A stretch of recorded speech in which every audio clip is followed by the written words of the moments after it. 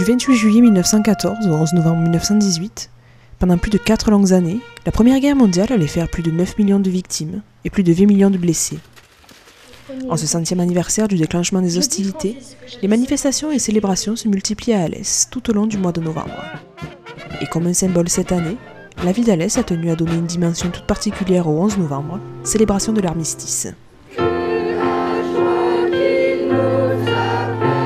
Et pourquoi c'est important? Il n'y a qu'à se retourner, regarder sur la place le monde qu'il y a eu.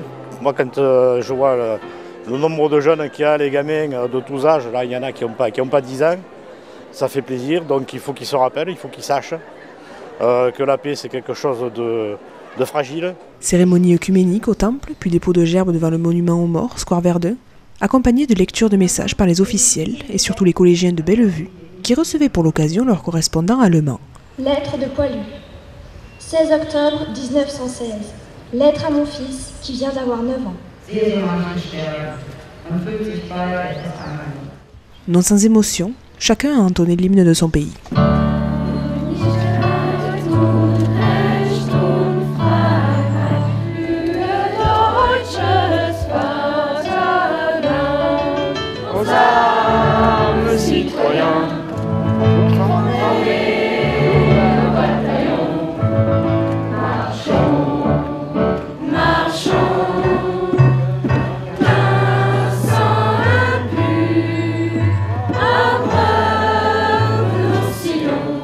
Je trouvais que de chanter toutes ces hymnes, l'hymne allemand, l'hymne français et en même temps l'hymne à la joie, j'ai trouvé que c'était un assez beau mélange puisque c'est vrai qu'on a été deux pays concernés et de recevoir ici les Allemands pour fêter cette commémoration, c'était un beau symbole. Je me sens patriote et citoyen en faisant ça et je suis fier qu'il y ait autant de monde à cette commémoration.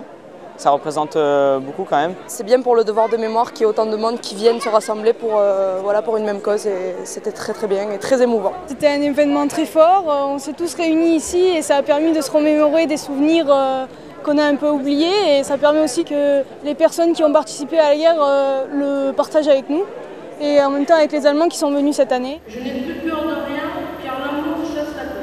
C'est un souvenir et qu'il faut le préserver, ça fait partie de l'histoire. Il y a eu pas mal de morts, pas mal de blessés, pas mal d'invalides.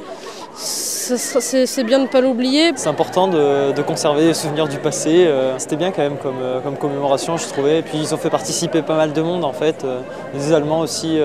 C'était bien. Je trouve que ça remet bien dans le contexte de la guerre et qu'on se sent impliqué et que ça fait en quelque sorte revivre ce qu'il ne faut surtout pas oublier en fait. Des expositions et conférences sont également organisées à Bellevue ce mois-ci. Et même un voyage des élèves à Verdun, puis à Strasbourg. Tout au long de l'année, nous allons organiser toutes sortes de manifestations permettant d'approfondir le souvenir et la connaissance que nous devrions avoir tous de la Première Guerre mondiale. L'Office de tourisme et le musée du Colombier proposent également des expos, tout comme le pôle culturel de Rochebelle, qui accueille pour quelques jours une exposition particulière. Une collection unique d'affiches de 14, collection de Jean Fossé, fils de Gaston. Ces affiches, chaque fois qu'il pleuvait, il allait les décoller. Et le grand suspense, c'est que, je répète mon père, je les ai décollés avec mon ami, mon grand ami de toujours. Alors cet ami, son nom figure sur toutes les artères principales des grandes villes de France, c'est Jean Moulin. Elles sont restées pliées pendant 90 ans. Ça permet de rendre hommage à mon père en l'associant à Jean Moulin, qui est en définitive une des grandes gloires, des grands héros de la République. Il vous reste encore quelques jours pour jeter un œil à toutes ces expos. N'hésitez pas.